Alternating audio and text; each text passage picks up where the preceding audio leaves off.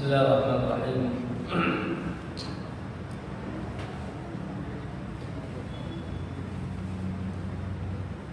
Assalamualaikum warahmatullahi wabarakatuh.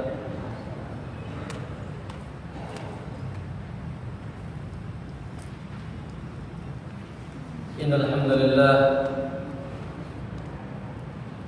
nahmaduhu wa nasta'inuhu wa nastaghfiruh wa na'udzu billahi min shururi anfusina wa min sayyiati a'malina man yahdihillahu fala mudilla lahu wa man yudlil fala hadiya lahu asyhadu an la ilaha illallah wahdahu la syarika lahu wa asyhadu anna muhammadan abduhu wa rasuluh Allahumma salli wa sallim wa barik ala nabiyyina Muhammadin wa ala alihi wa sahabatihi wa man ittaba bi hudahu ila yaumil amma ba'd. Ya ayyuhalladzina amanu ittaqullaha haqqa tuqatih wa la tamutunna illa wa antum muslimun. Fa inna asdaqal hadithi kitabullah wa khairal huda huda Muhammadin sallallahu alaihi wasallam wa syarral umuri muhdatsatuha fa inna kulla muhdatsatin bid'ah wa kulla bid'atin dhalalah wa kulla dhalalatin finnar atau kama qala Nabi sallallahu alaihi wasallam. Ma'asyiral muslimin wal muslimah, para bapak-bapak dan ibu-ibu, ikhwan dan akhwat yang insyaallah senantiasa dicintai dan dimuliakan oleh Allah Subhanahu wa taala. Alhamdulillah, kembali curahan taufik, nikmat serta hidayah Allah Subhanahu wa taala tercurah kepada kita dengan dimudahkannya kita kembali bermajlis, majlis yang bukan sekedar majlis duduk-duduk biasa, tapi majlis atau duduk-duduk yang insyaallah yakin menghantarkan kita kepada kebaikan dunia dan akhirat, yaitu majlis ilmu yang di dalamnya kita berusaha mencari cahaya Allah Subhanahu wa taala. Dalam sebuah hadis datang dari Nabi sallallahu alaihi wasallam, hadis ini sekaligus motivasi bagi kita. Kata Nabi sallallahu alaihi wasallam, naddarallahu imra'an, Allah akan memberikan cahaya di wajah seseorang. Allah akan memberikan cahaya di wajah seseorang. Siapa mereka? Pertama, sami'a maqalati, yang senang konsentrasi mendengarkan perkataanku.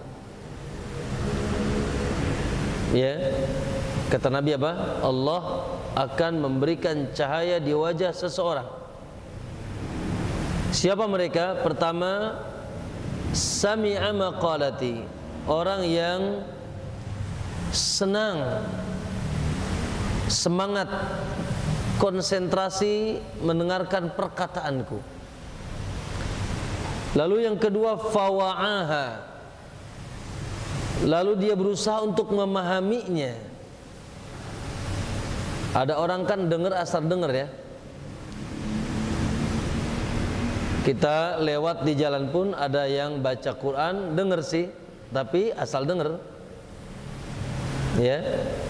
Tapi kata Nabi tidak asal dengar, namun fawa'aha, dia berusaha untuk memahaminya.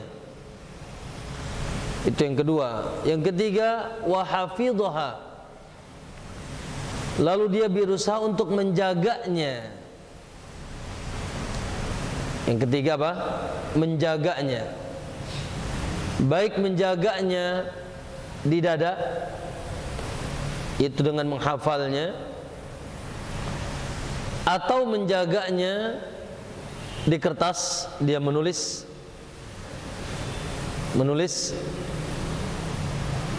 atau juga menjaganya dengan mengamalkannya.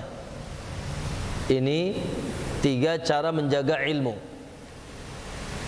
Pertama, menjaga di catatan, di tulisan, di buku. Yang kedua, menjaganya di dadanya, yaitu dihafal. Ya, Masya Allah. Oleh karena itu kita banyak mendengar para penghafal Quran, para penghafal hadis. Dan yang ketiga, menjaganya dengan diamalkan. Ada di antara ibu-ibu yang lupa surat Al-Fatihah? Ibu-ibu ada yang lupa surat Al-Fatihah? Ada yang lupa? Tidak ada. Kenapa ibu-ibu? Ya. Karena diamalkan setiap hari. Saya ingin tanya, ada yang masih hafal doa di atas bukit Safa dan Marwah? Yang pernah umrah, yang pernah haji, masih hafal tidak doa di atas bukit Safa dan Marwah? Ayo ibu, masih hafal tidak? Lupa? Kenapa lupa ibu? Karena hajinya seumur sekali. Adapun Al-Fatihah tidak ada yang lupa. Kenapa? Karena diamalkan. Makanya di antara menjaga ilmu dengan mengamalkan. Taib. Yang keempat, wa addaha kama sami'. Dan dia sampaikan kembali ilmu yang dia dapatkan seperti yang dia dengar. Ya. Yang keempat apa? Dia sampaikan kembali ilmu yang pernah dia dapatkan seperti apa yang dia dengar. Inilah kriteria calon yang akan mendapatkan cahaya Allah. Sebagaimana hadis yang tadi, naddarallahu imra'an, Allah akan memberikan cahaya kepada siapa? Satu, yang senang mendengarkan perkataanku. Semangat, antusias, sungguh-sungguh. Yang kedua, dia berusaha memahaminya. Fawa'aha, dia berusaha memahaminya. Yang ketiga, wa hafidhaha, dan dia berusaha menjaganya. Bagaimana cara menjaganya tadi? Ada berapa? Cara menjaga ilmu dengan apa? Dengan 3. Menjaganya dengan ditulis, menjaganya dengan dihafal, dan menjaganya dengan apa? Diamalkan. Lalu yang keempat, wa addaha kama sami', dan dia pun sampaikan lagi, dakwahkan lagi, ajarkan lagi kepada yang lain sesuai dengan apa yang dia dengar. Jadi mendengar, memahami, mengamalkan, menjaga, dan mendakwahkan. Ma'asyiral muslimin, keempat kriteria itu adanya di mana? Mendengar, memahami, mengamalkan, lalu menyampaikan. Adanya di mana? Adanya di majelis ilmu. Oleh karena itu perlu diketahui bahwa majelis ilmu tidak seperti majelis yang lain. Ya, adalah majelis yang mulia, agung. Oleh karena itu para ulama, Al-Imam Ibnu Jama'ah, ibu-ibu perhatikan, Al-Imam Ibnu Jama'ah sudah menulis 700 tahun yang lalu, 700 tahun yang lalu sudah menulis kitab Tadhkiratus Sami fi adabil alim wal muta'allim. Ya. Beliau sudah menulis 700 tahun yang lalu sebuah kitab tentang adabul alim wal muta'allim. Adab-adab yang perlu dipenuhi oleh orang alim, ulama, dan juga orang-orang yang menuntut ilmu. Kenapa demikian ibu-ibu? Kok sedemikian hebatnya atau sedemikian pentingnya para ulama menulis tentang itu? Kenapa? Agar mereka mendapatkan barokah dari cahaya ilmu, maka ketika berada di majlisnya pun mereka dituntut dengan adab-adab. Dituntut dengan adab-adab. Barangkali sedikit sebelum saya mulai, subhanallah, disebutkan di dalam kitab tersebut, di antara adab talibul ilmi atau adab majlis, subhanallah, semakin dekat dengan guru semakin berkah. Mendekat, sebagaimana Jibril ketika datang kepada Nabi yang menyamar sebagai seorang penuntut ilmu, Jibril menempelkan lututnya ke lutut Rasulullah. Masya Allah. Antum gak usah lah nempelkan lutut antum ke anak ya. Minimal ya. Tidak sebagian yang kita saksikan di hari ini, majlis ilmu yang satu nyender di sana, nyender di sana, yang lebih parah lagi masing-masing bawa asbak sambil ngudud. La haula wala quwata. Itu kalau ngisi di kampung kayak begitu tuh. Ya. Satu di sana, masing-masing bawa asbak, ngelepus gitu. Gurunya lagi ngajar. La haula wala quwata. Mendekat. Yang kedua, istima', konsentrasi. Istima' konsentrasi, subhanallah, di majlis Imam Ahmad, Bu. Di majlis Imam Ahmad ada 50.000 santri.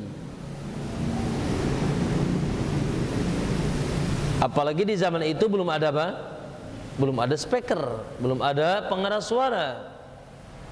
Subhanallah, sampai konsentrasi, saking konsentrasinya mereka, ya, sampai ketika salah seorang di antara mereka penanya atau pulpennya dulu pakai pensil ya atau arang, pensilnya patah, mereka tidak berani menyerutnya karena saking khawatirnya ada satu kalimat luput dari gurunya sehingga tidak terdengar.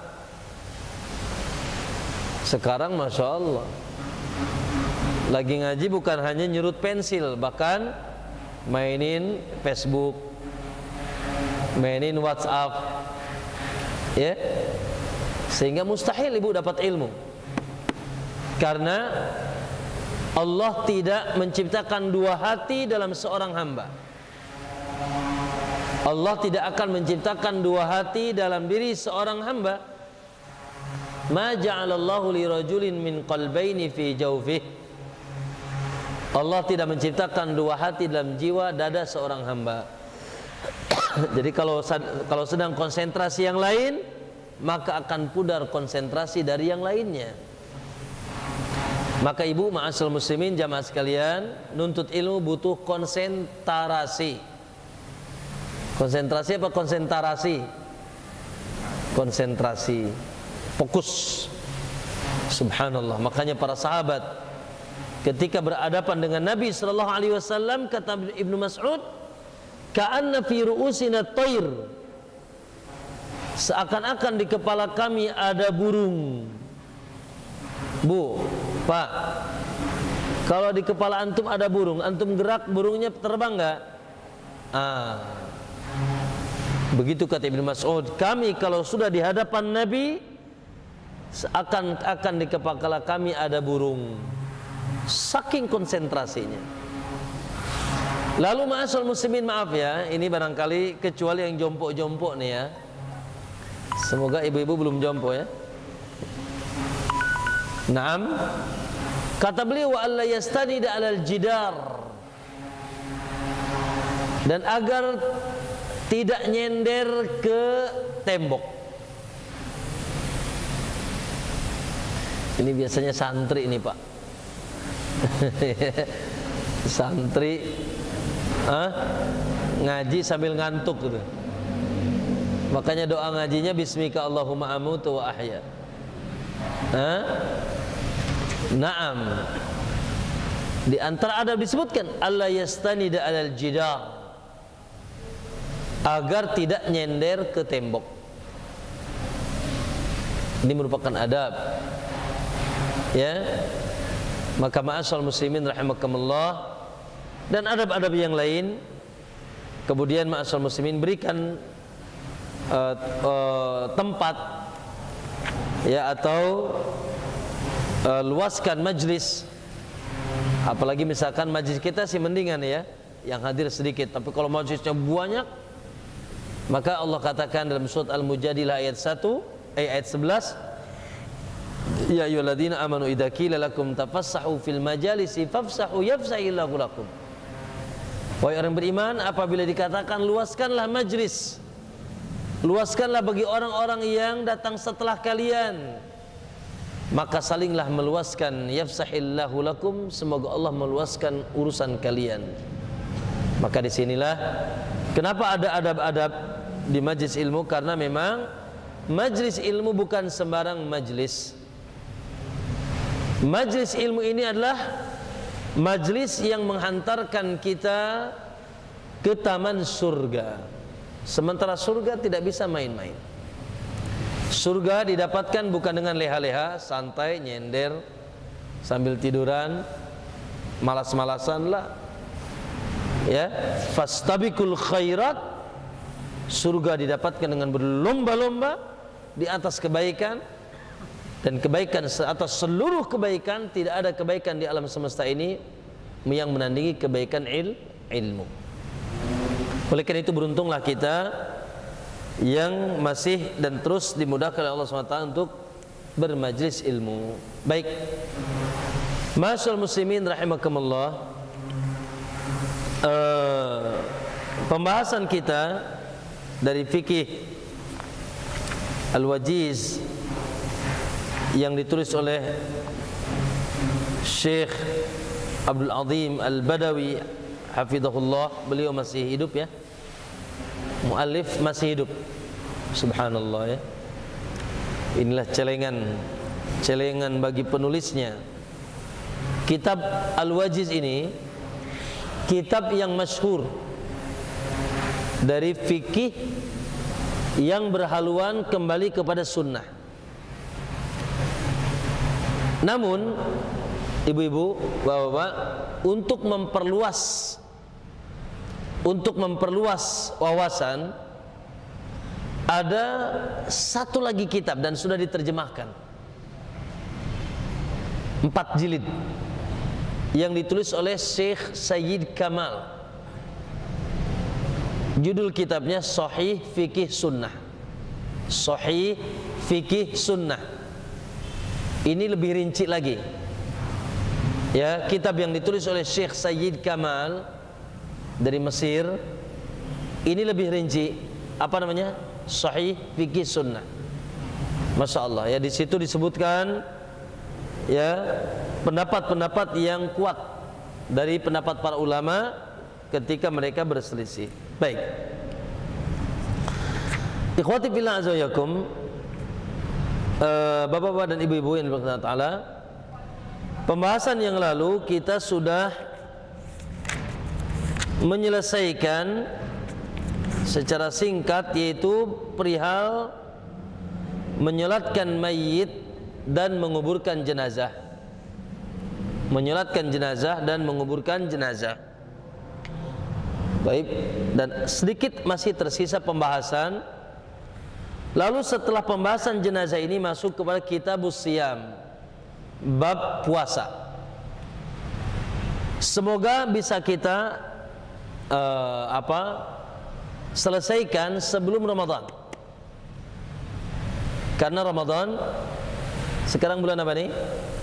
Maret, April, 17 Mei atau 16 Mei. Kita masuk ke bulan Ramadan. Semoga sebelum masuk Ramadan ya pembahasan ini sudah selesai. Baik ma'asyiral muslimin rahimakumullah, sedikit barangkali mengulas secara praktek, yaitu kemarin kita sudah praktek memandikan, menyolat mengkafani. Lalu sedikit barangkali perkara tentang sholatul janazah. Sedikit saja, nanti kita lanjut kepada pembahasan. Semoga bisa selesai hari ini. Sholatul janazah sebagaimana sudah disampaikan, hukumnya apa? Fardu kifayah. Jadi kalau sebagian sudah melakukan, selesai. Kewajibannya bagi yang lain gugur. Dan dilakukan dengan jamaah. Disyariatkan dengan jamaah. Makanya fardu kifayahnya juga plus jamaah. Taib. Salat jenazah yang sebagaimana sudah kita pelajari, berapa rakaat?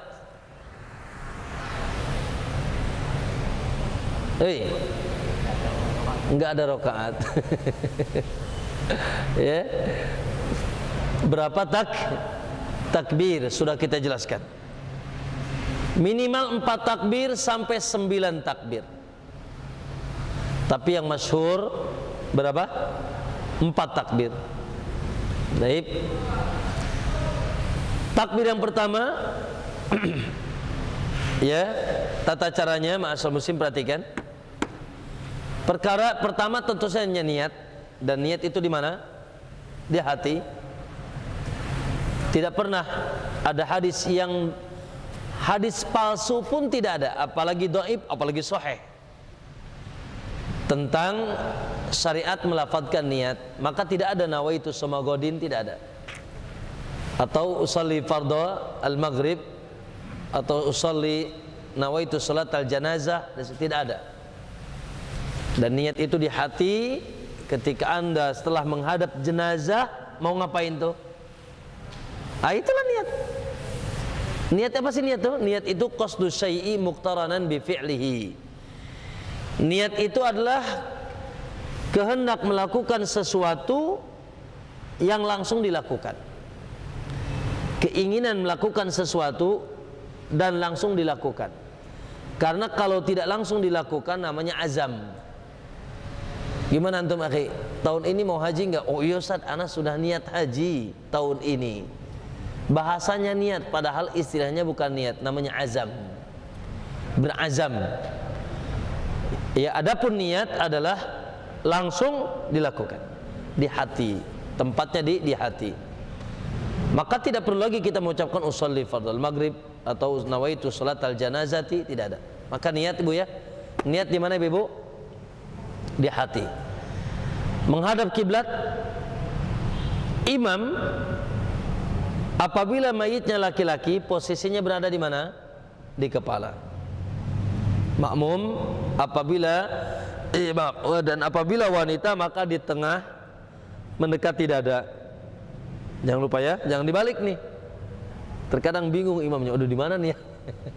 Maka yang sunnah imam apabila laki-laki di mana? Di sejajar kepala, kalau wanita maka di dadanya atau di tengahnya. Kemudian ma'asyiral muslimin rahimakumullah, mengucapkan takbir pertama sambil mengangkat tangan. Ibu lihat, perhatikan saya. Adapun mengangkat tangannya persis seperti Anda mengangkat tangan salat. Lihat, tidak direnggangkan begini, tidak juga dirapatkan begini, tapi begini. Tidak begini Pak, tidak begini Pak, tapi begini. Apalagi begini, enggak. Begini.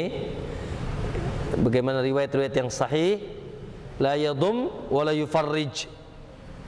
Tidak mau nyatukan, tidak mau renggangkan banget. Maka begini, ya.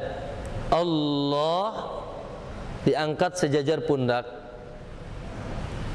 dihadapkan tangannya ke arah kiblat, bukan begini atau begini, tapi begini. Allah, atau searab hadwa udunai, sejajar dengan telinga. Allah, Allah atau Allah.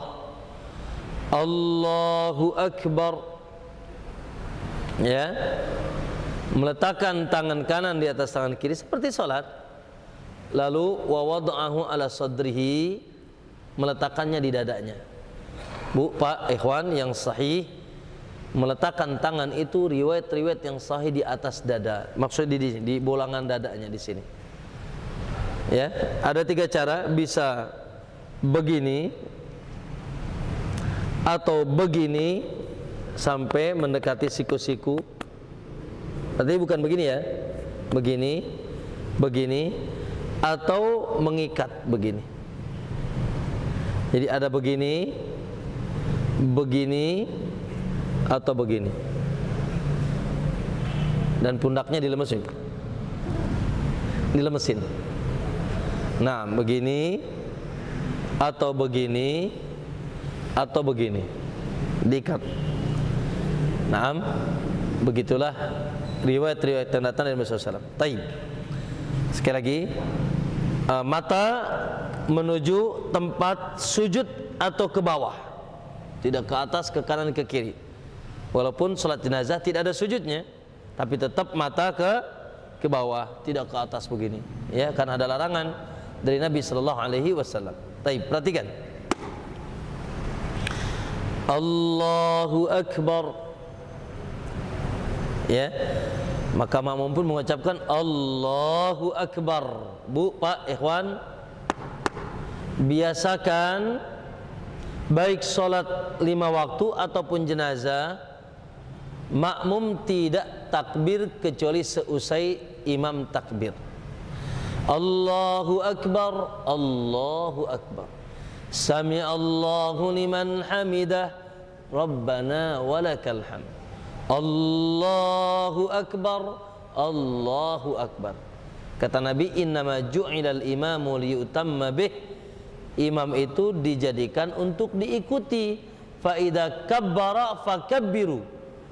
Maka bila imam usai bertakbir, bertakbirlah kali. Bila imam usai bertakbir, jangan Allah langsung, la. Ya, baik. Sekali lagi perhatikan, Allahu Akbar. Taib. Di takbir pertama, maka kita membaca surat Al-Fatihah. A'udzubillahi minasyaitonirrajim. Bismillahirrahmanirrahim. Alhamdulillahirabbil alamin, arrahmanirrahim, maliki yaumiddin, iyyaka na'budu wa iyyaka nasta'in, ihdinas siratal mustaqim, siratal ladzina an'amta 'alaihim ghairil maghdubi 'alaihim waladdallin. Dan boleh setelah itu membaca surat, tapi tidak wajib. Boleh, ya. Misalkan imamnya lama, ya sudah baca surat. Paham tak?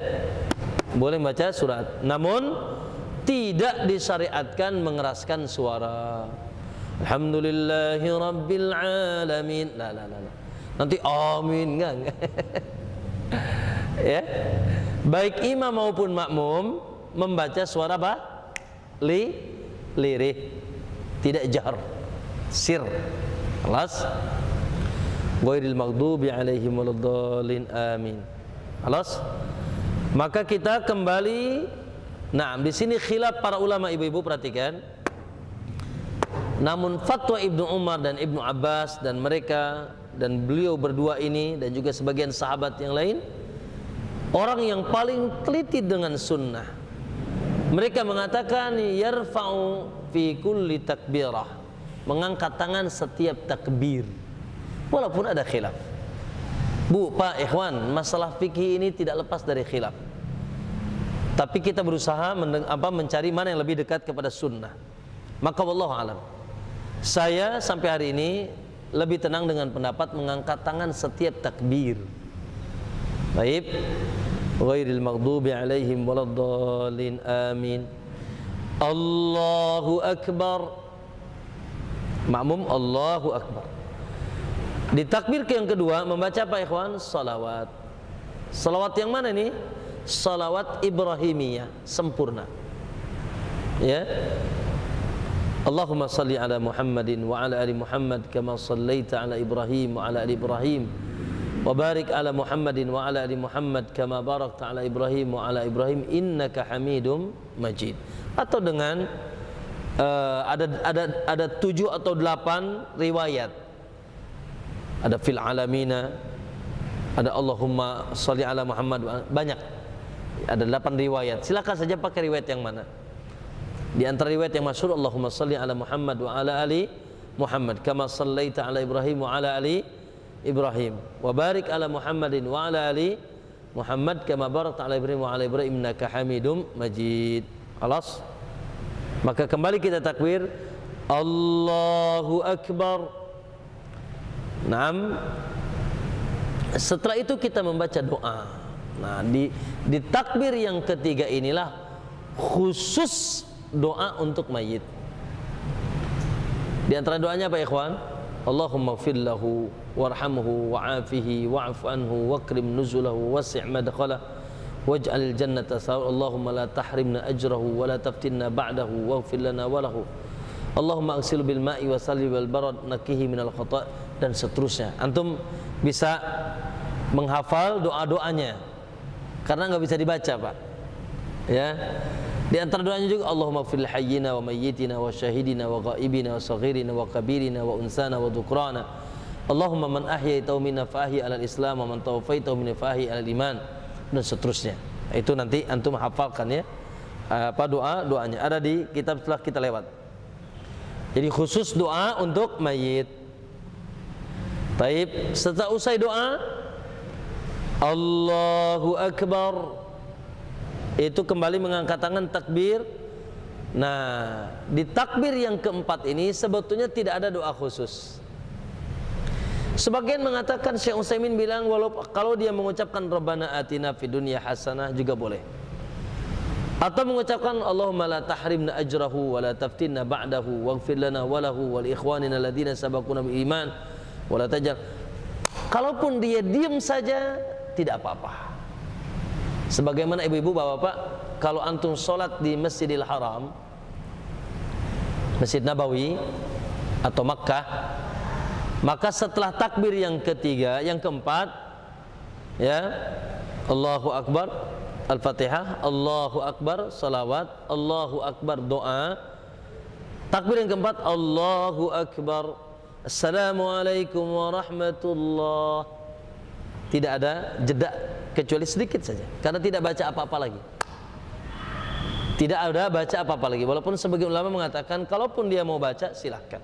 Syekh Utsaimin mengatakan kalaupun mau baca Rabbana atina fid dunya hasanah mah enggak, atau yang lainnya. Tapi secara khusus tidak ada doa khusus setelah takbir keempat. Paham ya? Naam. Kemudian mengucapkan salam, sama salamnya ke kanan. Ada 2 riwayat. Riwayat yang pertama, dan ini yang diamalkan di tanah suci, cuma 1 kali salam. Assalamualaikum warahmatullah. Selesai. Cuma kalau di Indonesia kayaknya antum asing. Tidak mengapa. Ada riwayat yang sahih yang lainnya. Sudah kita baca kemarin. Ya, juga bahwasanya Nabi mengucapkan salam 2 kali. Assalamualaikum warahmatullah. Assalamualaikum warahmatullah. Selesai. Khalas. Paham ya ibu-ibu ya? Ibu-ibu suka nyolatkan mayit enggak? Hah? Waktu suaminya meninggal nyolatkan enggak? Belum meninggal Ustaz. Oh iya, jangan disolatkan dulu. Hah? Baik. Kalau belum meninggal jangan disolatin dulu ibu-ibu. Itu doa supaya segera mati ya. Nah, boleh ya wanita menyolatkan mayit. Syariat nyolatkan mayit ini tidak hanya untuk laki-laki. Dan subhanallah bu, ikhwan, nyolatkan mayit ini pahalanya besar. Sebagaimana kata Nabi SAW, hadis yang sudah lewat ya, sudah kita baca. Man ittaba'a janazatan hatta tusalli falahu qirat. barang siapa yang mengikuti jenazah sampai menyolatkan, maka dia mendapatkan 1 qirat. Ya, wa man ittaba'a janazatan hatta tudfan, siapa yang mengikuti jenazah sampai dikuburkan, falahu qiratan, maka dia dapat berapa? 2 qirat. Ditanya Nabi SAW, apa yang kau dimaksud dengan qirat? Qala mislu jabalil Uhud. Allahu Akbar. Kata Nabi, 1 qiratnya seperti segede gunung Uhud. Allahu Akbar. Masya Allah, Pak.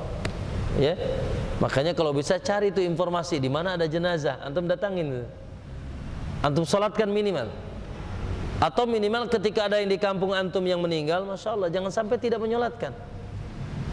Ya, termasuk ikhwan kemarin masalah memandikan. Bagaimana coba kalau memandikan? Kata Nabi apa? Siapa yang memandikan mayit, ghufira lahu 40 marrah. Siapa yang memandikan jenazah, maka diampuni dosanya selama 40 kali.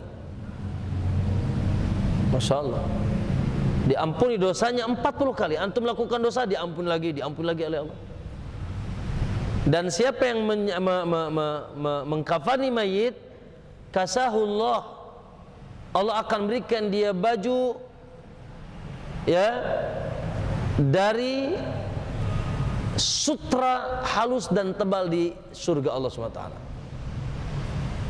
Makanya ibu-ibu, ya, kalau bisa ibu jadi tim pemandi mayit, tim pengurus jenazah. Dan siapa yang membumikan mayit, menguburkannya, maka Allah siapkan baginya rumah di surga. Masya Allah. Jadi pahalanya besar. Oleh karena itu jadilah antum sebagai, kalau ada yang meninggal di kampung atau di komplek antum, sampaikan, aku yang nyolatkan, aku yang ngurus jenazahnya, yang mandikan, yang mengkafani, yang nyolatkan, yang nguburkan. Masya Allah, ngeborong tuh ya, ngeborong pahala itu. Ya, jangan malas Pak. Terkadang ada yang meninggal nggak mau, kenapa? Takut katanya. Gimana sih? Ya, ibu-ibu, kalau ada kebo mati takut nggak? Oi, ada kebo tetangga mati takut nggak? Nggak kan? Mana yang lebih mulia, kerbau atau manusia? Mana yang lebih mulia, kerbau atau manusia? Manusia. Cuma memang ada film vampir yang membuat kita takut. Jadi yang membuat kita takut itu film-film horor gitu kan. Film horor, film vampir, film apa lagi? Ya, tentang setan gitu. Ya Allah, diilustrasikan dengan genderuwo setan, pocongan gitu. Naudzubillah. Ini adalah pembodohan ya. Tidak ada. Ya, tidak ada. Baik. Masyaallah muslimin, perhatikan. Tidak ada satupun hadis yang maudhu, palsu pun tidak ada, apalagi yang sahih, juga yang dhaif pun tidak ada, tentang doa khusus setelah menyolatkan jenazah. Tidak ada bacaan apapun, baik itu Al-Fatihah atau imam mengajak doa lagi bersama, cukup doanya itu di dalam salat jenazah lah. Makanya ibu-ibu punten ya, kalau keluarga kita yang meninggal, sudah usahakan kita yang ngurus jenazahnya. Di kita ini kan banyaknya sudah dicampuri. Masalah jenazah ini banyak bid'ahnya Pak, termasuk berkaitan dengan sholat, dimana setelah sholat jenazah nanti, maaf ya, imam pertama dia mengucapkan yang banyak kita temukan di masyarakat, pertama Al-Fatihah, setelah itu berdoa bersama lagi.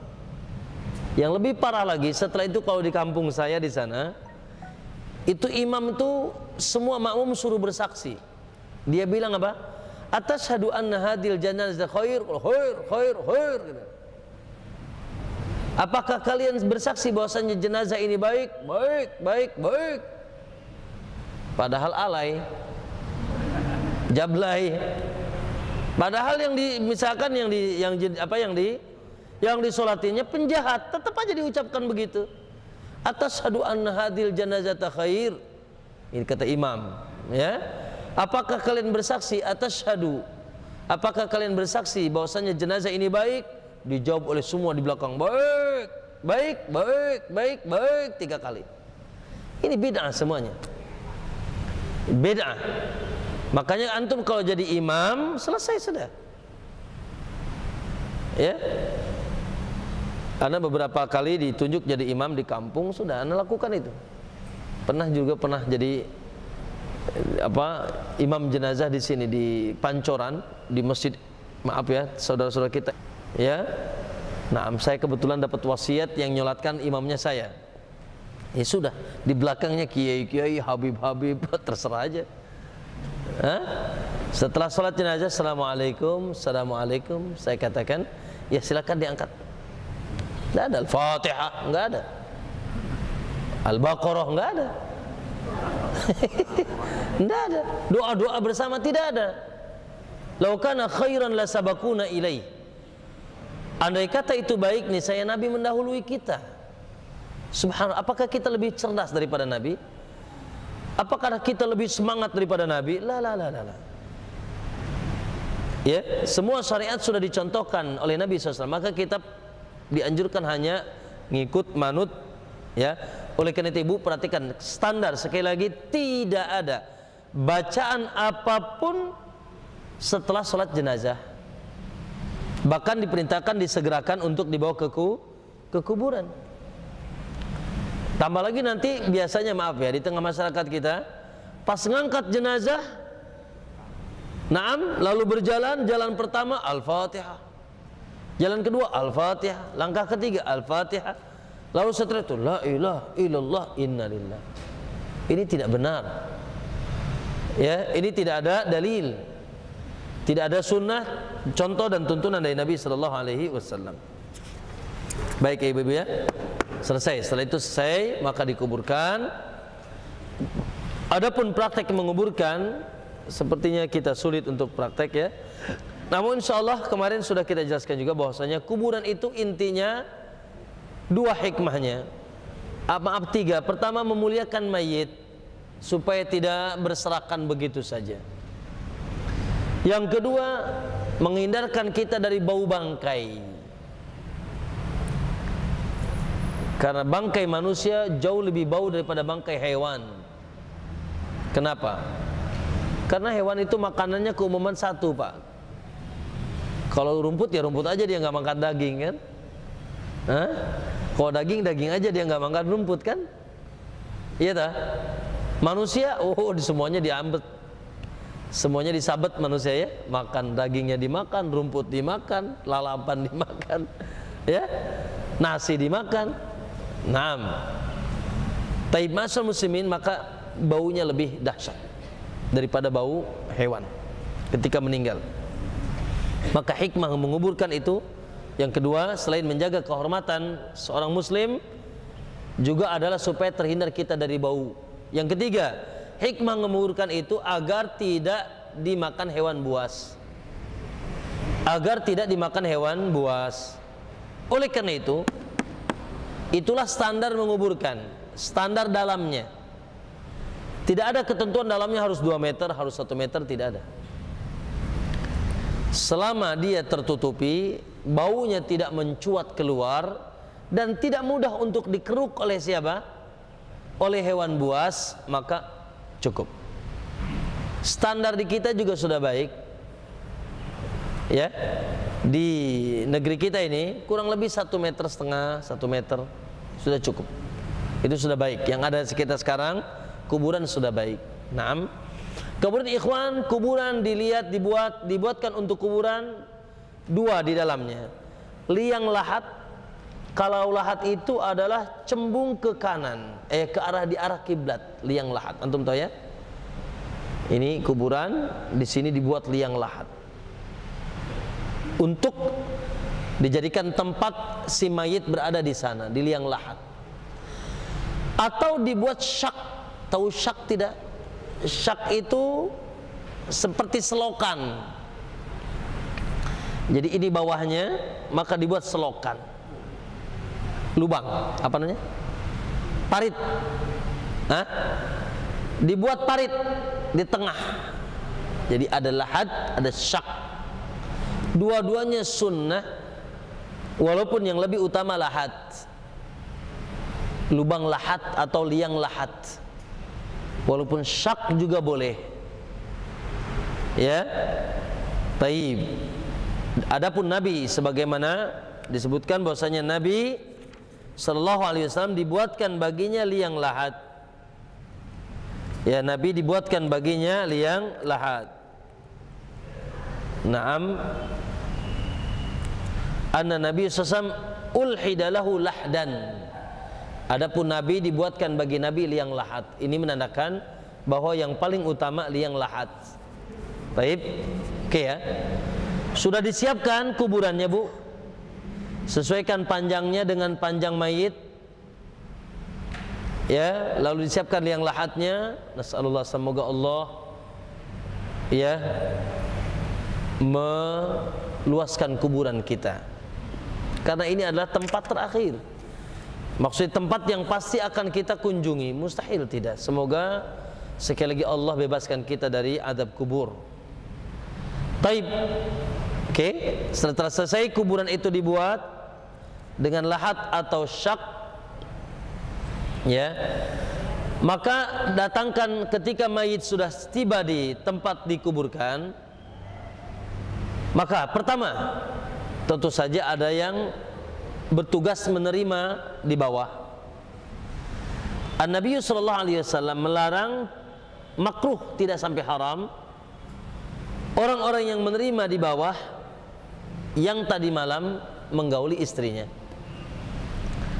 Maka Nabi, hal ahadin minkum lam yaktarif, kata Nabi, apakah salah seorang di antara kalian ada yang tidak menggauli istrinya tadi malam?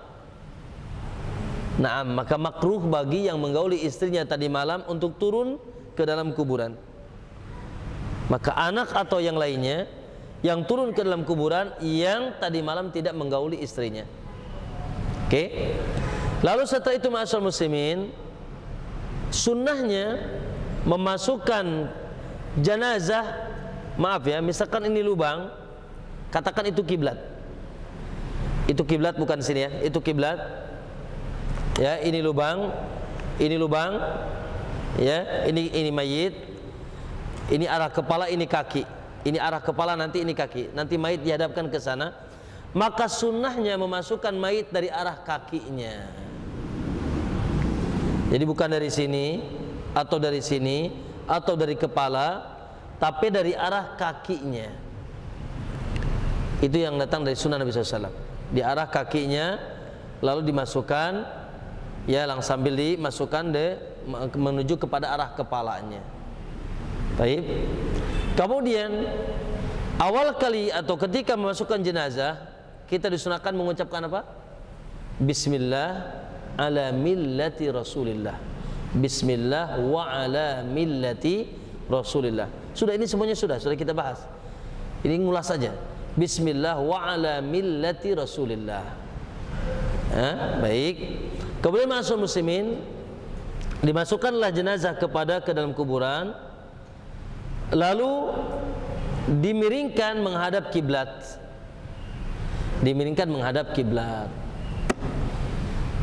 Ikhwan, tidak ada sunnah keterangan yaitu harus membuka wajah si mayit, tidak ada. Cukup dikendorkan saja tali-talinya, karena badan itu akan membengkak sebentar lagi, sehingga kalau dia kencang khawatir pecah. Maka dibuka saja tali-talinya, dikendorkan. Maka tidak ada sunnah untuk, kata orang maaf ya, sebagian masyarakat kita meyakini pelipisnya atau wajahnya harus diciumkan ke tanah. Lah, tidak ada. Maka ya cukup dibuka, dikendorkan talinya, diataskan ke mayit. Nah, boleh diganjal agar tidak tidak rubuh gitu ya. Tapi ini juga bukan di atas keyakinan, maaf ya. Sebagian kita kaum muslimin membuat gundukan 7. Pertama harus 7, kalau enggak 7 enggak boleh. Ini juga nggak benar. Tidak ada sunnah. Harus 7, tidak ada. Ya, itu boleh-boleh saja untuk mengganjal si mayit agar tidak terlentang. Ya, tapi tidak disyariatkan harus dengan keyakinan yaitu harus 7, harus 5, tidak. Ya, berapa saja. Bisa batu, bisa tanah. Taib, ma'asyiral muslimin.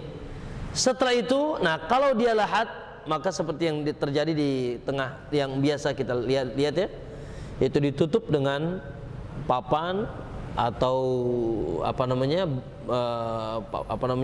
konblok atau apa saja, baik dia kayu atau batu, ditutup sehingga ruangan itu rapat, sehingga ketika tanah diurugan itu tidak mengenai mayit.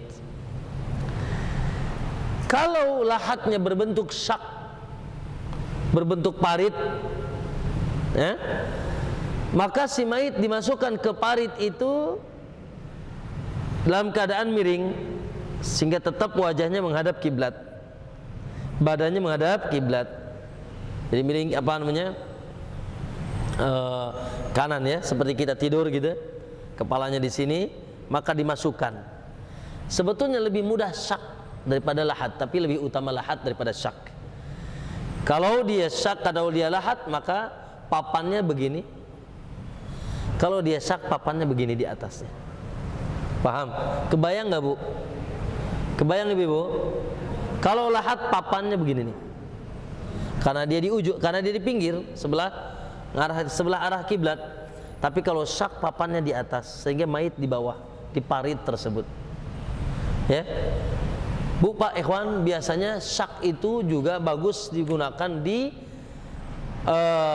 lahan-lahan yang mudah longsor. Ya, mudah longsor. Ketika kita bikin apa lahat, longsor lagi, maka dibuat saja parit di tengah. Dibuat parit di tengah. Taib. Beres Pak, beres. Ya, ruangan tersebut tertutup. Haram diadzani. Haram diadzani, bukan sunnah. Ya Allah, walaupun kita, masya Allah, seakan-akan nih, kayak apa? Kata sebagian kaum muslimin, ini antum nih kayak nguburin apa bangke katanya. Masa nggak diadzanin? Subhanallah. Ya, sesama, tidak ada hadis palsu pun tidak ada. Apalagi hadis sahih tentang mengadzani mayit ketika di dalam kubur. Yang terjadi di tengah masyarakat kita, maaf ya, sebagian kaum muslimin, jadi sebelum ditutup dengan apa tanah, ada seseorang yang ditugaskan untuk azan. Ini tidak benar, bahkan haram. Haram dari dua sisi. Haram dari sisi bid'ah, satu amalan yang tidak pernah dicontohkan Nabi. Yang kedua, ikhwan, kuburan itu bukan tempat untuk berzikir. Makanya kata Nabi SAW, la taj'alu buyutakum kubura. Janganlah kalian jadikan rumah kalian seperti kuburan. Fa inna syaitana yanfiru minal baiti allati tuqra'u fihi suratul Baqarah. Syaitan akan lari terbirit-birit dari rumah yang dibacakan surat Al-Baqarah. Kata Nabi SAW, semua bumi ini masjid kecuali dua, kamar mandi dan kuburan. Ini azan di kuburan. La. Maka tidak benar. Oleh karena itu tidak ada syariat azan di dalam kuburan. Maka setelah beres, posisi mayit tertutup aman dari siraman tanah, ya dah, maka seluruh yang hadir ibu-ibu, disunnahkan untuk menyiramkan tanah. Minimal menyiramkan tanah masing-masing tiga siraman. Jadi seluruh yang hadir disunahkan menyiramkan tanah ke dalam kuburan tersebut, yaitu 3 siraman. Jadi antum datang hadir, maka sunnah itu. Sunnah antum ikut nyiram 3 caukan tanah. 3 caukan tanah. Baik. Baru setelah itu biasanya oleh petugasnya. Ustadz boleh tidak? Maaf ya, sekarang kita saksikan sambil disiram, sambil diinjek-injek ya. Boleh tidak? Wallahu alam. Kalau itu memang diperlukan untuk memadatkan tanah, mudah-mudahan tidak apa-apa. Tapi kalau tanpa itu bisa padat, hendaknya jangan. Namun biasanya memang terkadang atau lebih diperlukan. Artinya insya Allah tidak terlarang. Oke, ikhwan, maka ya terus sebagaimana kita ketahui, na'am, lalu ra'aitu qabran nabiyyi musannaman. Aku melihat kuburan Nabi musannam, bergunduk. Maka dalam riwayat yang sudah kita pelajari, ya, wa rafa'a qabrahu fil ardi qaida shibrin. Maka disunahkan untuk mengangkat tanah kuburannya sejengkal dari tanah dalam kuburan, galian kuburan tersebut.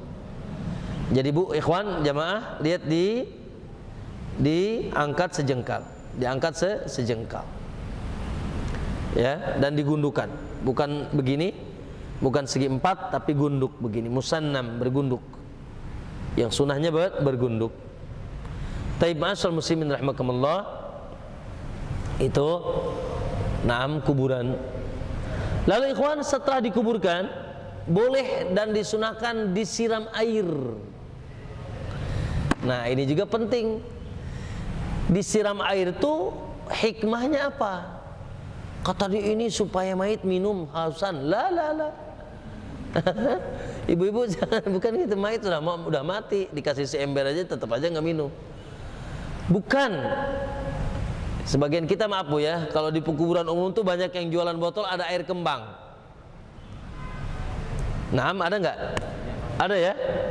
Naam. Apa keyakinannya? Nah ini masalah. Keyakinannya bahwasanya si mayit supaya dingin atau si mayit supaya minum. La. Dilakukan itu di zaman Nabi untuk supaya memadatkan tanah agar tidak langsung pudar. Itu hikmahnya. Hikmahnya itu agar tanah gundukan itu tidak langsung pudar. Itu hikmahnya. Ya. Taib ibu-ibu, sedikit kita sempurnakan. Lihat di halaman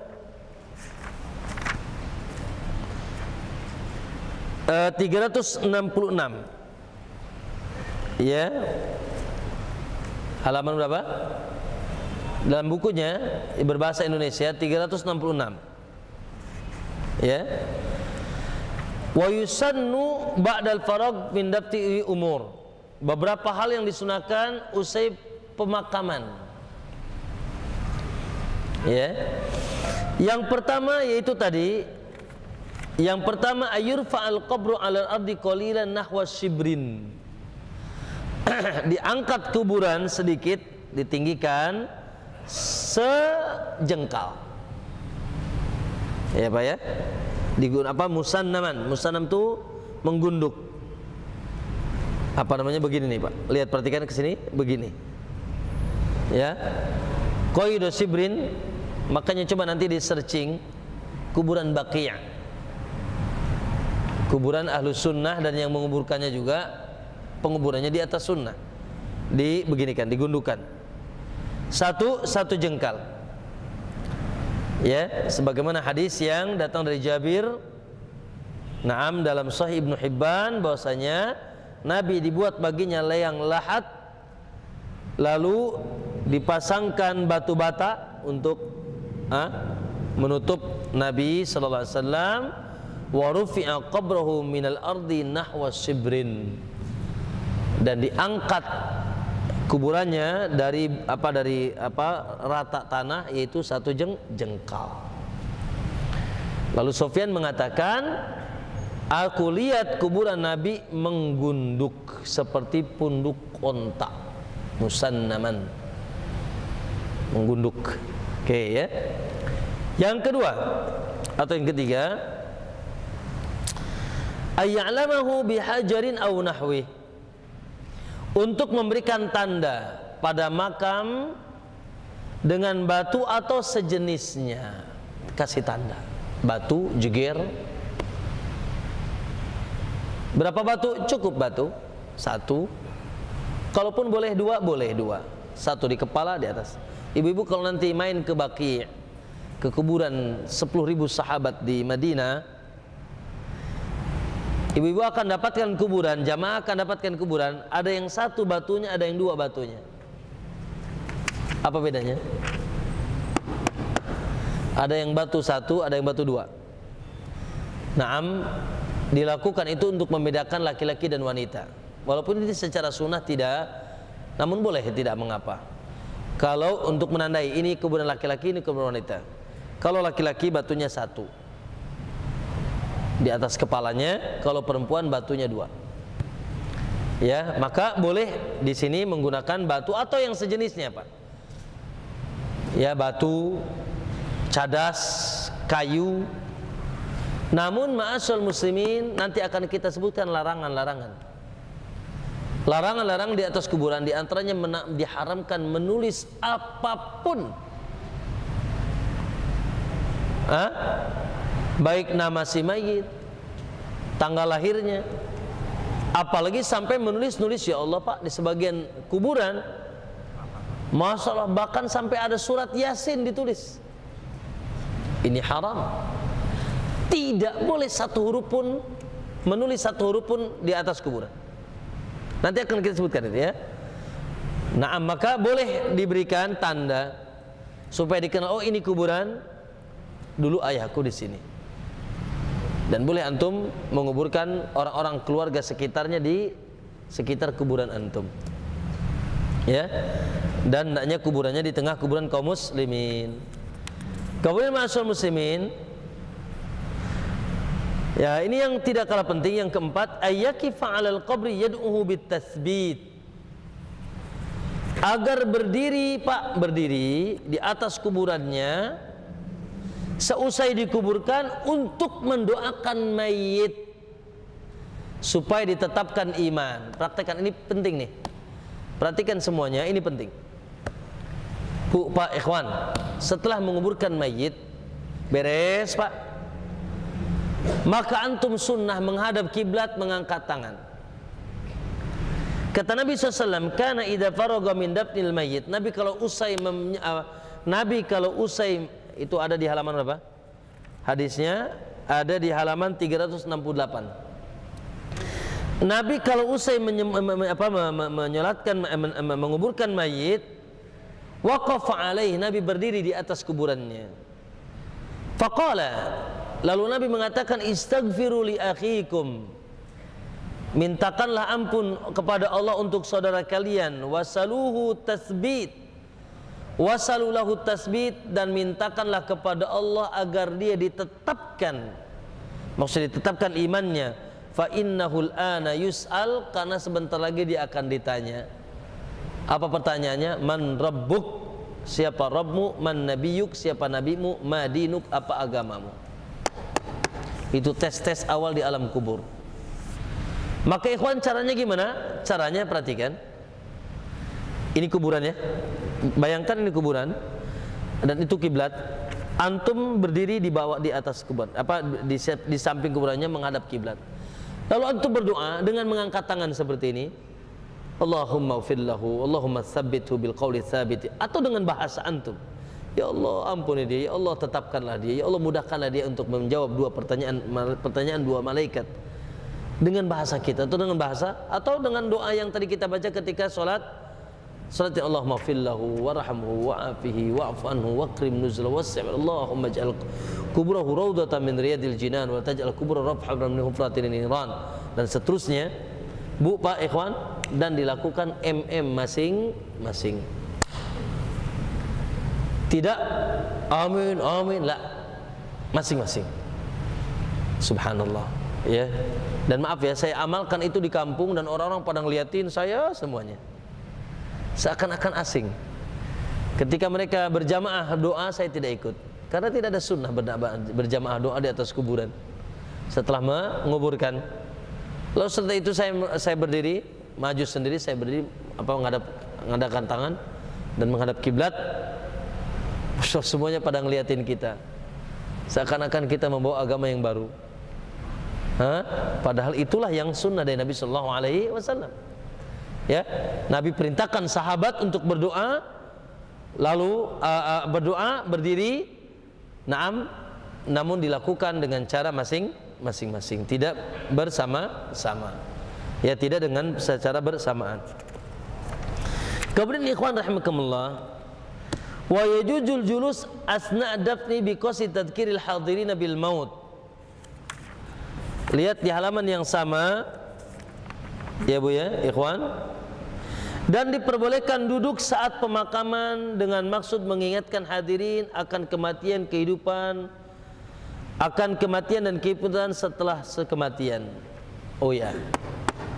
Jadi boleh Pak ikhwan sunnah ada seseorang baik ketika maupun setelah, sebelum berdoa bersama, berdoa masing-masing, yaitu memberikan tausiah. Sebagaimana lihat Nabi, setelah ini kan kita baca, walaupun saya akan tunda sedikit nih pembacaan, karena ini satu lembar hadis yang panjang, selembar full tentang nasihat Nabi SAW di kuburan. Ketika memakamkan salah seorang sahabat, hadisnya diriwayatkan oleh Barra bin Azib. Maka di sini isyarat boleh, sunnah, disunahkan untuk memberikan nasihat untuk yang masih pada hidup.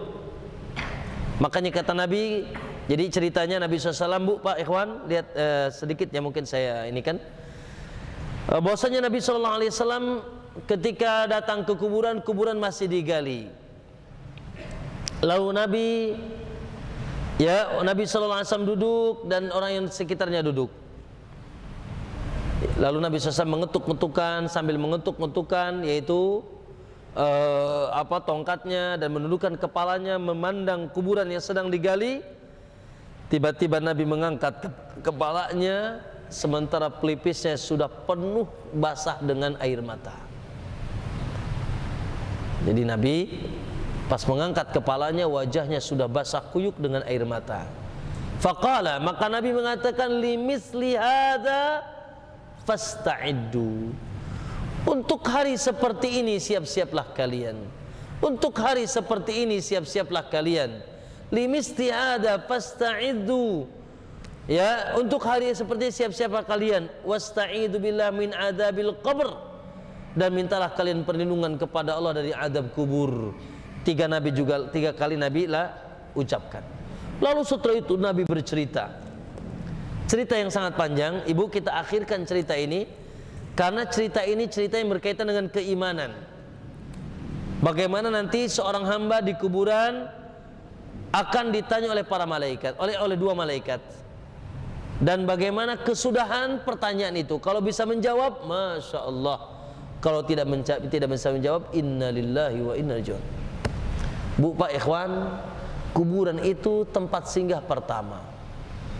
Bapak-bapak, ibu-ibu, kuburan itu tempat singgah pertama di akhirat. Bila di kuburannya baik, maka setelahnya akan baik.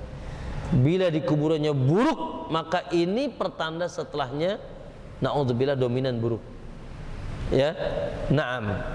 Baik ya, ini kita tunda ya, pembacaan hadis ini kita tunda. Hadis tentang bagaimana dahsyatnya kejadian kubur. Ya, tapi kita loncat ke bab takziah. Loncat ke bab takziah halaman 372. Ya, apa itu takziah, Bu? Azza yu'azzi, yaitu mengunjungi ahlul mayyit.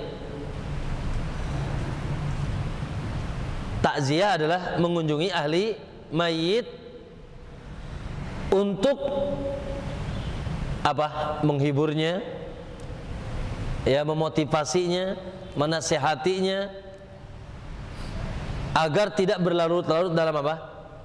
Dalam kesedihan. Itu takziah, dengan mengunjungi mereka. Qala wa tusra'u ta'ziyatu ahlil mayit bima yadunu anahu yusalli. Disyariatkan untuk bertakziah kepada keluarga yang sudah wafat dengan perkara yang kita sangka bisa menghiburnya,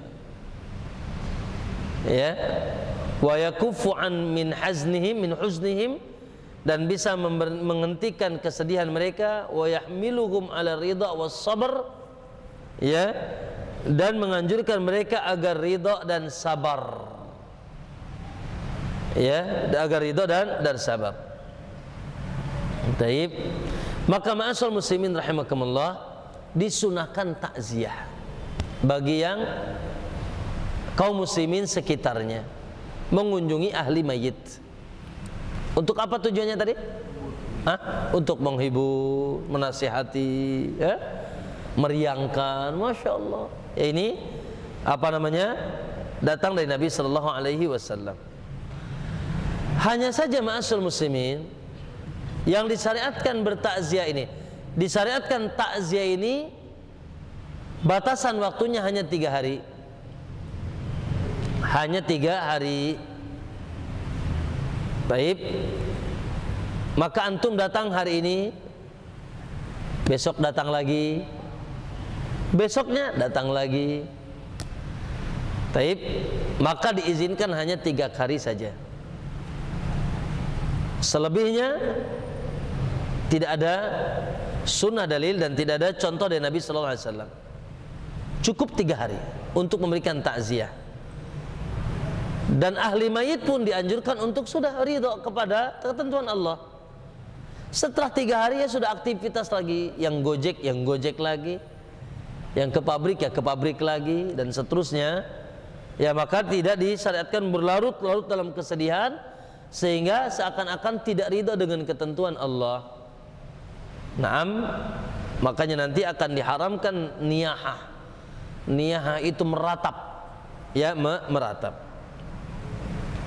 Taib, di sini perhatikan ibu-ibu, ada 2 hal.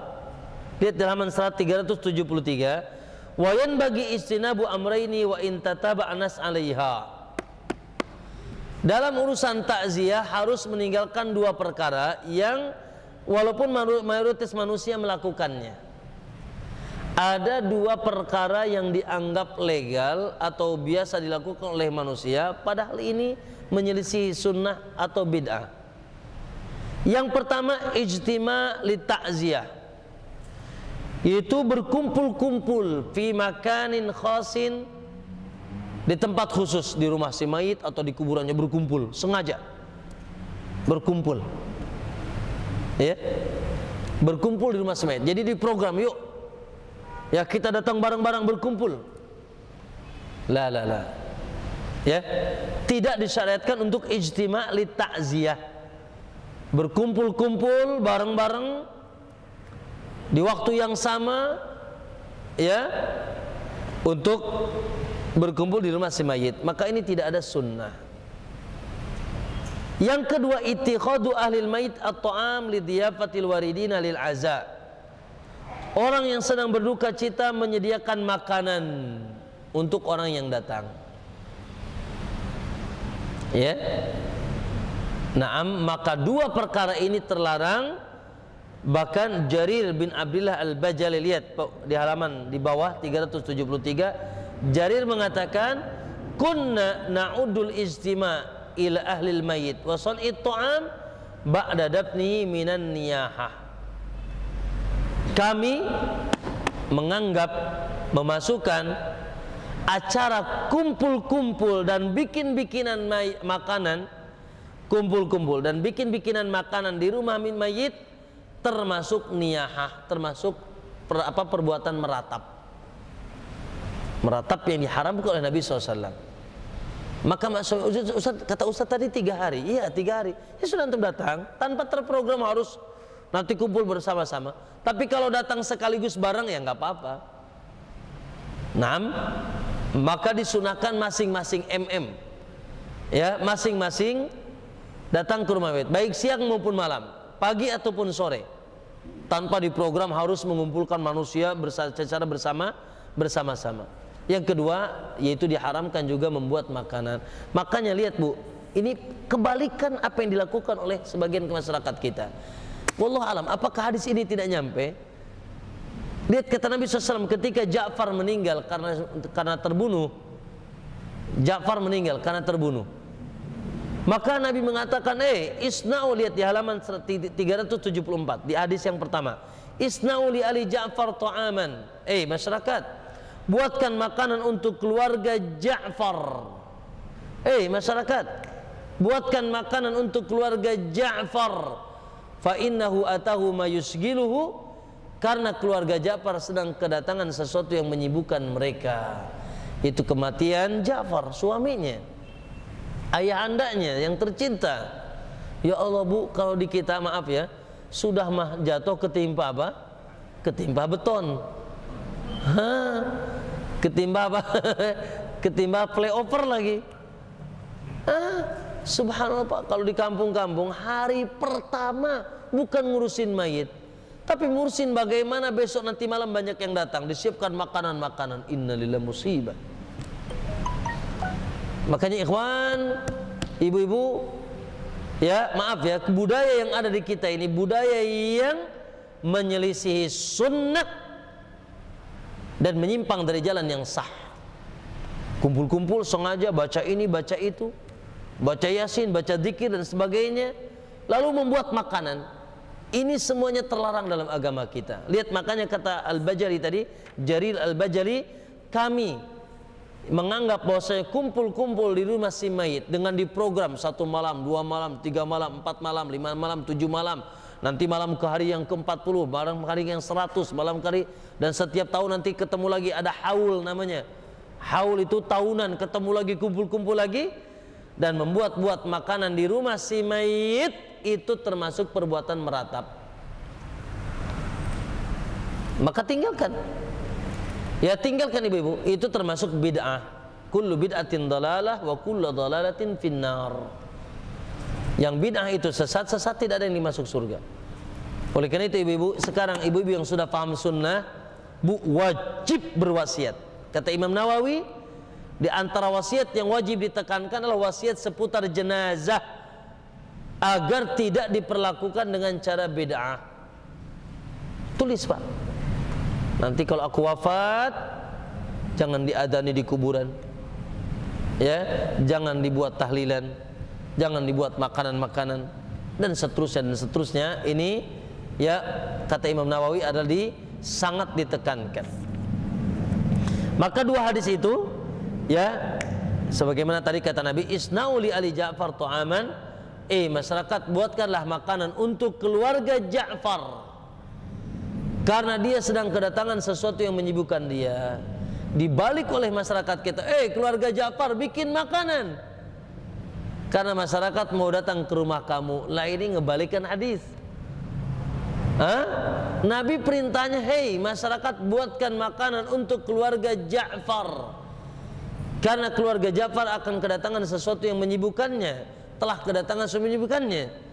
Dibalik sama masyarakat kita, keluarga Ja'far bikin makanan, nanti masyarakat akan ngambil berkatnya, beseknya, ya jadi terbalik. Baik, sedikit lagi ma'asyiral muslimin.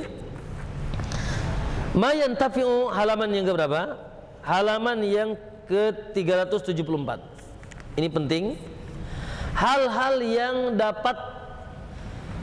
yang manfaat bagi mayit setelah dia meninggal. Apa saja sih? Perkara yang bisa bermanfaat bagi mayit sepeninggalan mereka. Misalkan ibu meninggal, ibu masih dapat apa aja? Orang tua ibu meninggal di kuburan dapat apa saja yang manfaat bagi mereka dari amalan-amalan saleh. Maka di sini disebutkan 5 perkara yang akan terus mengalir. Masya Allah, gaji pensiun nih Pak, akan terus mengalir walaupun Anda sudah ada di dalam kuburan. Yang pertama, doaul muslimilah. Yang pertama, doa seorang muslim untuk dia. Masya Allah. Makanya Bu, sering-sering ngedoa apa? Allahumma gfir lil muslimina wal mu'minina wal mu'minat al ahya'i minhum wal amwat. baik yang masih hidup maupun yang sudah wafat. Rabbana ighfir lana wa li ikhwanina alladzina sabaquna bil iman. Ya Allah, ampunilah kami dan saudara-saudara kami yang telah mendahului kami membawa iman. Atau secara khusus, Bu, Pak, saya ingin tanya, ada nggak yang orang tuanya sudah wafat? Ada nggak di sini? Oh, semuanya kayaknya nih. Ibu-ibu yang sudah tua-tua nih ya, ibu bapaknya sudah wafat kan, Masya Allah. Insya Allah tidak asing di telinga kita doa, ya, dimana kata Nabi SAW, apabila anak Adam meninggal maka putus amalnya. Salah satu yang terus mengalir adalah awwaladun salihun yad'u lahu, anak yang saleh yang senantiasa mendoakan orang tuanya. Makanya di antara ciri kesolehan Anda mendoakan orang tua. Saya ingin tanya, hari ini berapa kali sudah mendoakan orang tua yang sudah di kuburan? Ikhwan, mereka sangat butuh doa kita. Maka ketika sujud dan tahajud, Rabbighfirli wali walidayya, Allahumma ighfir walidayya warhamhuma kama rabbayani, Allahumma ighfir lahum warhamhum wa'afihim wa'fu anhum. Terus, Bu, Pak, subhanallah, itu adalah perkara yang tidak pernah putus dari kepada mayit. Yuk Pak, yang sudah bapaknya meninggal, kakeknya, ibunya apalagi, Masya Allah, mereka dulu letih dan capek, ya Allah, ya, mendidik kita, mengurus kita. Lalu setelah wafat mereka tidak dikasih hadiah, mereka sudah lagi tidak diingat oleh kita, tidak, ya. Maka doa anak yang saleh ini sangat diharapkan. Oleh karena itu Pak, ya, hendaknya disisihkan, ya, disengajakan setiap hari. Bu, jangan lupakan kedua orang tua Pak, ya, dalam sujud dan tahajud antum, dalam doa-doa antum, sisipkan Rabbighfirli wali walidayya warhamhuma ya Rabb warhamhuma kama rabbayani shaghira. Yang kedua, yang manfaat bagi mayit qada'ud dain, yaitu membayar hutang mereka. Oh, Masya Allah, ikhwan, karena hutang ini, ya, membuat seorang mayit tergantung dari kenikmatan kubur. Ada seorang sahabat datang kepada Nabi, ya Rasulullah, kalau aku mati di medan perang, apakah aku masuk surga? Kata Nabi, na'am, ya. Wah, dengan senangnya dia pergi dari sisi Nabi, sudah dapat kabar kalau mati syahid masuk surga. Akhirnya Nabi manggil lagi, tiba-tiba Nabi manggil, ya fulan, ya fulan, hei fulan, kesini.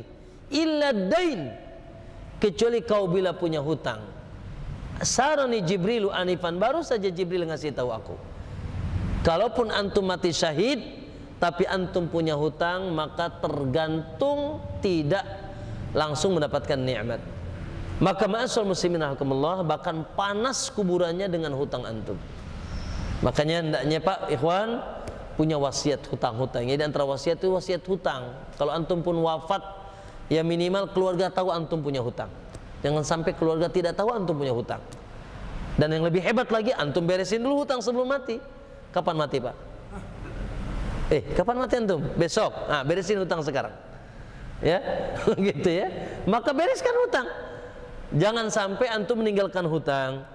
Maka ma'asyiral muslimin, oleh karena itu, bagi yang ditinggalkan, Masya Allah, ketika di antara ada anaknya, keluarganya yang membayarkan hutang untuk si mayit, ini sangat manfaat. Qada ad-dain. Yang selanjutnya, qada'un nadar. Termasuk hutang adalah nadar yang belum dipenuhi.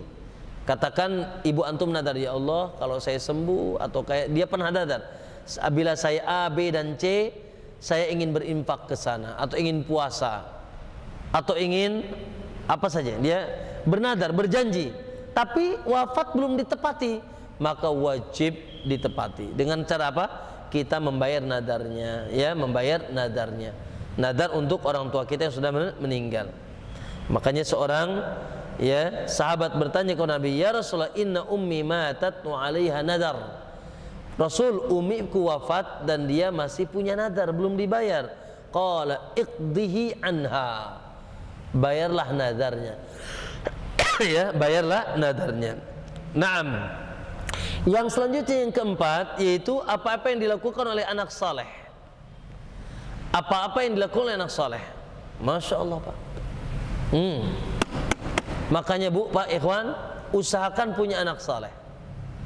Usahakan punya anak saleh yang kita didik. Ketika dia sholat sampai pahalanya ke kita. Ketika dia tahajud sampai pahalanya ke kita. Ketika dia puasa, ketika dia haji, ketika dia umrah, Masya Allah, dia transfer ke orang tuanya.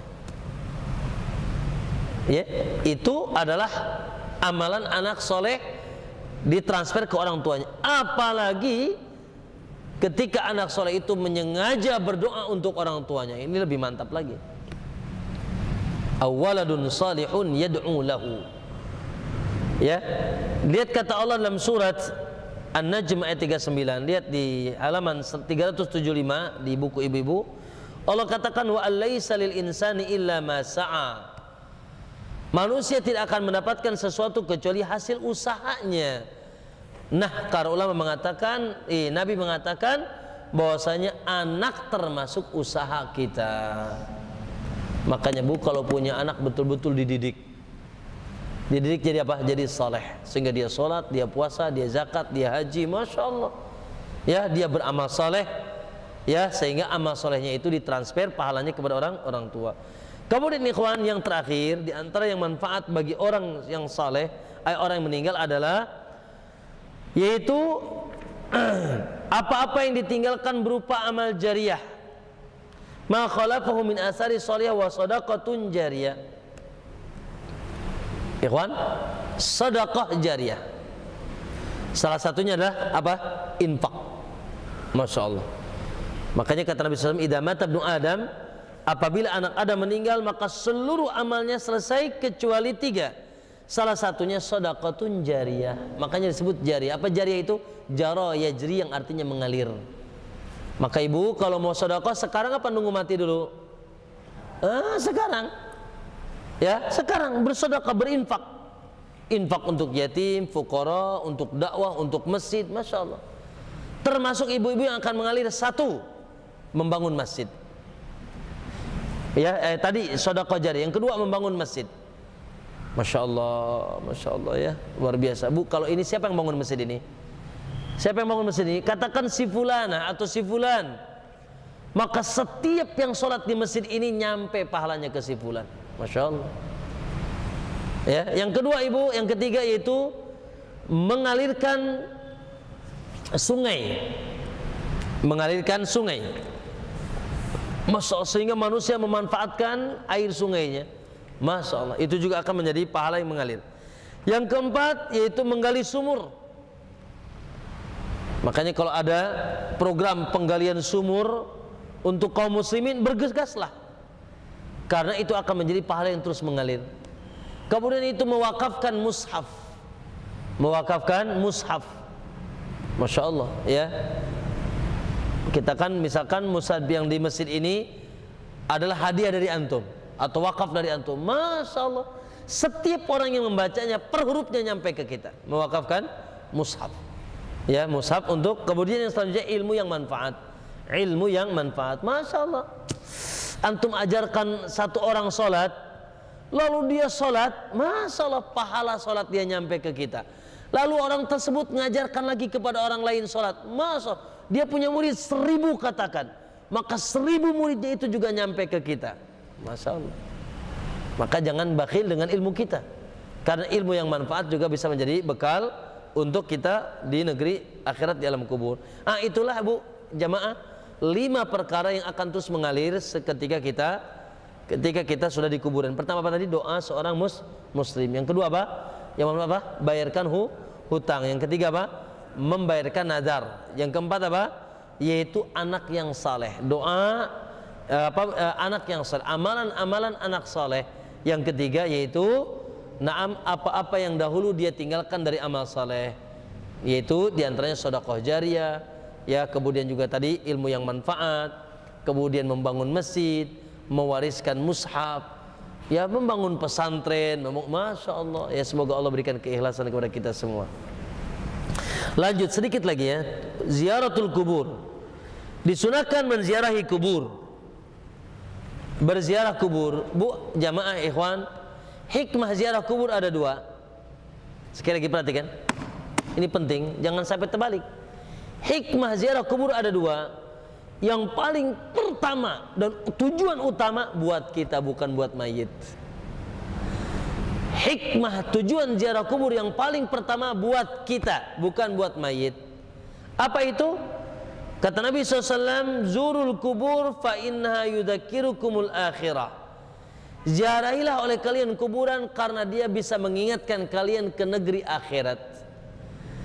Jadi niat utama, tujuan hikmah utama ziarah kubur adalah untuk mengingatkan kita ke negeri akhirat, agar kita sadar sebagaimana saudara kita juga sudah mendahului kita, maka kita pun cepat maupun lambat akan mengikuti mereka. Itu hikmah yang pertama, agar kita ingat mati. Jangan sampai lupa daratan, lupa lautan, seakan-akan hidup ini tidak ada akhirnya. Masuk ambisi dunia dan dunia, lupa dengan kematian, sehingga persiapan tidak ada persiapan. Baru setelah itu kita mendoakan mayit. Dengan cara apa mendoakannya? Dengan cukup mengucapkan salam. Ibu-ibu, ikhwan, jamaah, perhatikan, ini penting, bahwa bacaan ziarah kubur yang disyariatkan Nabi cukup mengucapkan salam. Tidak ada Al-Fatihah, Al-Baqarah, tidak ada bacaan dikir-dikir tertentu, ya, atau doa bersama, tidak ada. Yang diajarkan Nabi kepada para sahabat dan kepada Rasul, kepada para sahabat itu cukup mengucapkan salam. Datang ke kuburan, lalu kita tuju, baik kuburan umum atau tujuan khusus orang tua kita, tuju kuburannya, lalu kita mengucapkan Assalamualaikum ahlad diyar. Keselamatan bagi kalian wahai penduduk yaitu kuburan ini. Minal muslimina wal mu'minin, dari kalangan muslim dan mukmin. Minal muslimina wal mu'minin. Ya, antum lana sabiqun, kalian lebih dulu dari kami. Wa nahnu insyaallah bikum lahikun, dan kami pun akan pasti insyaallah mengikuti kalian. As'alullah lana walakumul afiyah, aku memohon untukku dan untuk kalian ampunan. Itu saja, cukup ziarah kubur, itu saja cukup. Pertama, mengingat kita kematian. Yang kedua, kita mengucapkan salam, mengucapkan salam untuk ahli kubur. Taib, kita tutup ikhwan jamaah sekalian. Ma yahrumu indal kubur, hal-hal yang diharamkan ketika di kuburan. Ini ada haram syirik, ada haram bid'ah. Hal-hal yang diharamkan, dilarang di atas kuburan. Yang pertama, adzabhu liwajhillah, menyembelih sesembelihan di atas kuburan walaupun untuk Allah. Kemana antum? Ana mau korban Idul Adha. Loh, mau kemana dibawa? Ke kuburan Syekh Fulan lah, ya. Walaupun niatnya doa, niatnya untuk Allah, tapi dikuburkannya di kuburan di atas, disembelihnya di atas kuburan, ini haram, bid'ah. Menyembelih sembelihan walaupun untuk Allah di atas kuburan, ini terlarang. Ini terlarang. Apalagi kalau sampai nyembelihnya untuk Syekh Fulan, untuk wali Fulan, maka ini syirik. Jadi nyembelih ada dua. Nyembelih di atas kuburan ada dua. Ada nyembelih untuk Allah, ini haram kalau dilakukan sengaja di atas kuburan. Ada yang memang nyembelih untuk Syekh Fulan, untuk wali Fulan, untuk sesajen buat Fulan. Nah, ini syirik. Kemudian yang ketiga, di antara larangan di atas kuburan, lihat dalam hadis Jabir, Bu. Lihat di halaman 378 di atas, lihat. Ya, Nabi SAW naha Rasulullah an yujassisal kubur. Nabi SAW melarang untuk pertama tajussis, yaitu mengapur kuburan, mewarnai kuburan. Mewarnai kuburan hijau, kuning, putih, merah, la. Sekarang bukan ngapur mewarnai lagi, di keramik. Keramiknya warnanya apa, Pak? Warna hijau, warna merah, warna putih, ya kan? Betul nggak? Pernah lihat nggak? Oh, bukan pernah lihat, di mana-mana, Ustaz. Nabi melarang mewarnai kuburan, mengapur mewarnai kuburan. Wa ayyuqad 'alaiha, dan duduk-duduk di atas kuburan. Ya Allah. Kita ziarah sambil duduk-duduk lagi. Duduk-duduk di atas kuburan. Naam. Wa ayyubna 'alaihi, dan membangun bangunan di atas kuburan. Apapun bangunannya. Ya, bikin bangunan dari semen, baik berupa kejing atau kamar. Apalagi sampai ya Allah Pak, kita saksikan kuburan-kuburan wali-wali. Naam, Masya Allah, melebihi istana. Bahkan rumah kita lebih jelek daripada kuburan mayit. Subhanallah, dikelambui, dihias, ya Allah, sehingga membuat terfitnah orang yang melihatnya. Niat Nabi haramkan membangun apapun.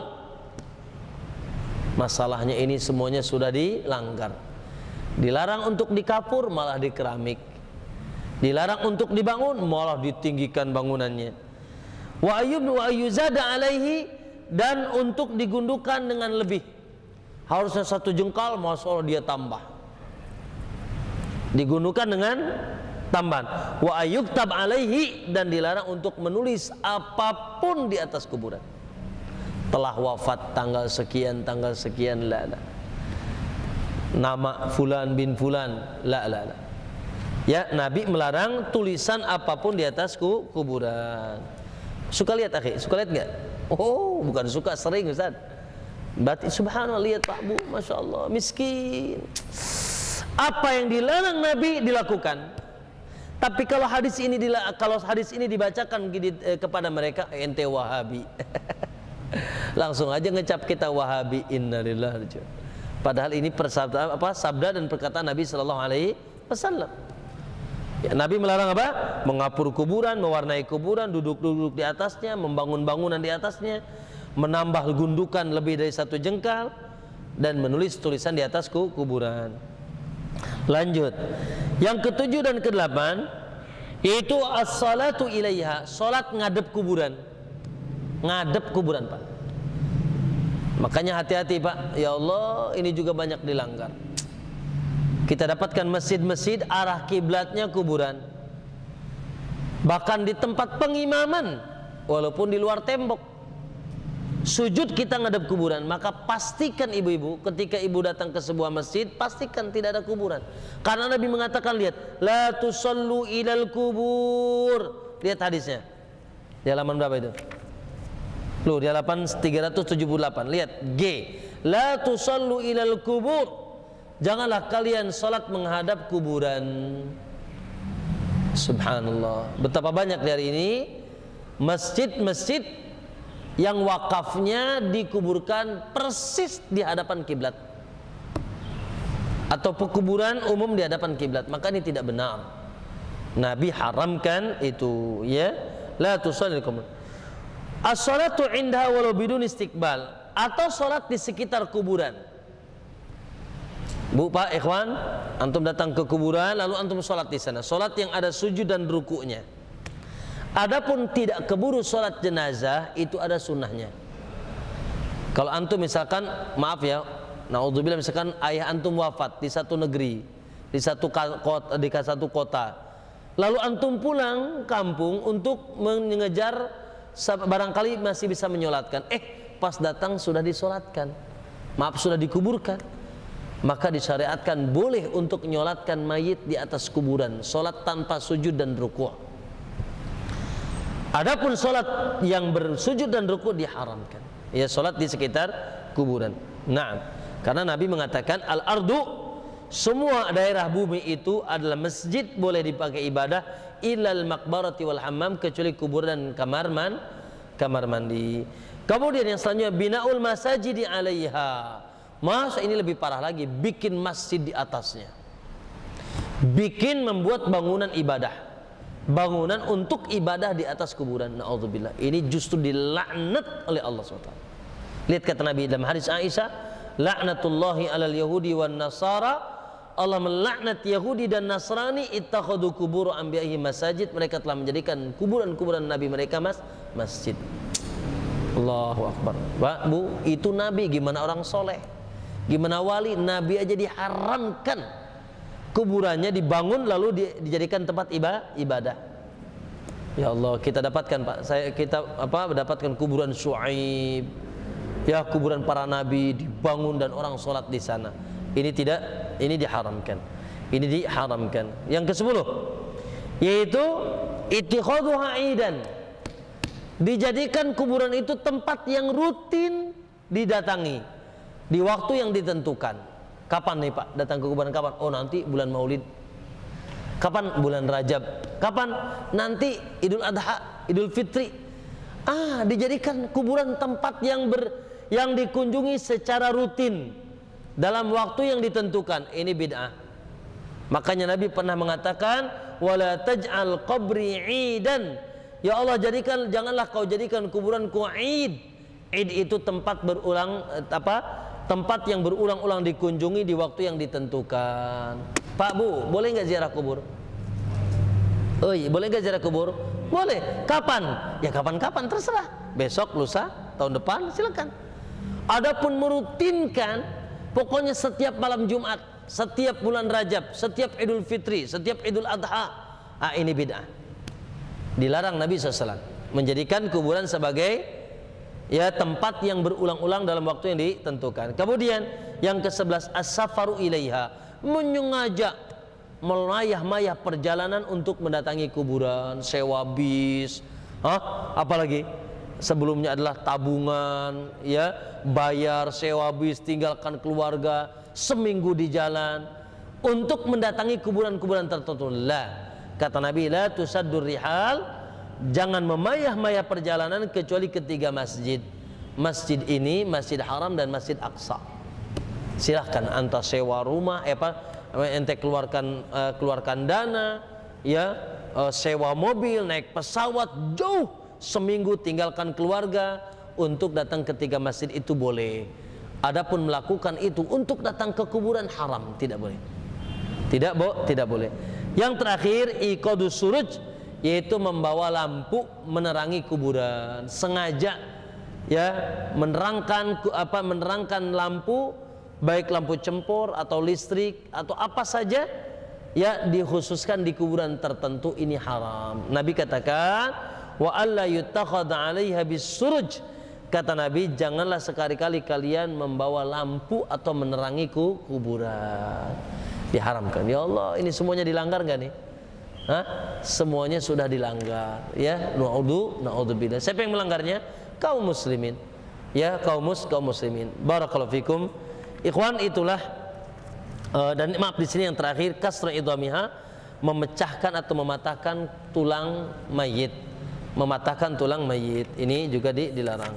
Wallahu taala alam. Ikhwan, kalau dengan itu kita selesai, ya, pembahasan dengan fikih jenazah. Namun ada yang tertinggal tadi, yaitu bab tentang nasihat Nabi di atas kuburan. Insya Allah nanti ini pembahasan nasihat Nabi di atas kuburan ini penting dalam satu majelis. Nah, berarti dengan itu satu majelis lagi bab yaitu janaiz selesai. Semoga nanti sebelum Ramadan kita masuk ke dalam kitabus shiyam, bab tentang puasa, karena kita sudah mendekati bulan Ramadan. Wallahu ta'ala alam. Barangkali itu yang bisa disampaikan di siang hari ini. Semoga insyaallah ini menjadi amalan soleh bagi kita semua.